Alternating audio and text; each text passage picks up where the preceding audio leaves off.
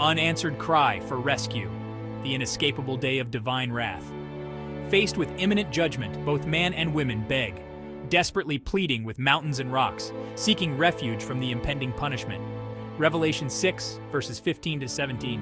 And the kings of the earth, political leaders and rulers, the great men of high social importance, the rich men who possess significant material wealth, the commanders, military leaders, the mighty men, influential and powerful individuals, every slave and every free man, both those who are in captivity, subjected to servitude, and those who enjoy freedom, hid themselves in the caves and in the rocks of the mountains. And they say to the mountains and the rocks, desperately pleading with fear, remorse, wishing and longing to be able to escape the consequences of their actions, fall upon us and hide us from the fierce presence of God, the one seated on the throne, and from the pure and just wrath of the Lamb, the Anointed One, blameless in its anger and fury. For the great day of his wrath has come, the unavoidable, inescapable day of divine judgment, and who is able to sustain oneself, to remain firm, to stand before him?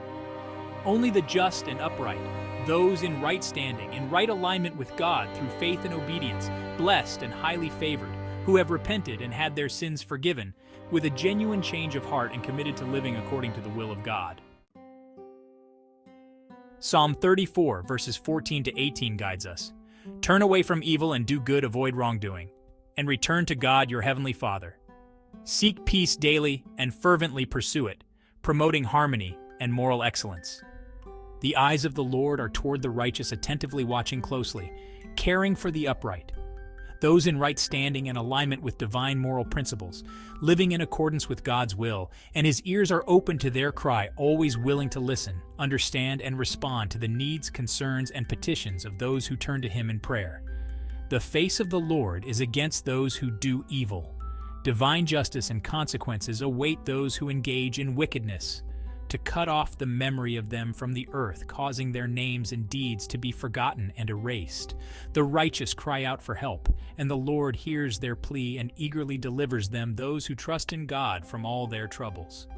The Lord is near to the brokenhearted, those who suffer, enduring pain, sadness, and sorrow, and saves the crushed in spirit, healing, comforting, restoring, and making them whole again.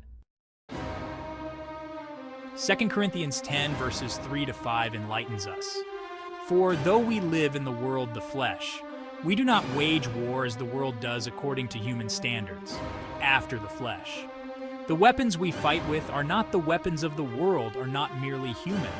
On the contrary, they have divine power from the spiritual realm, mighty through God to demolish strongholds, fortified positions, spiritual and mental. We demolish, dismantling, and completely destroying all arguments and every pretension that rises up against the knowledge of God, erected against his absolute truth, and we take captive every arrogant, high-minded thought to make it obey the Messiah Christ, the chosen Anointed One, the verb word and voice of God.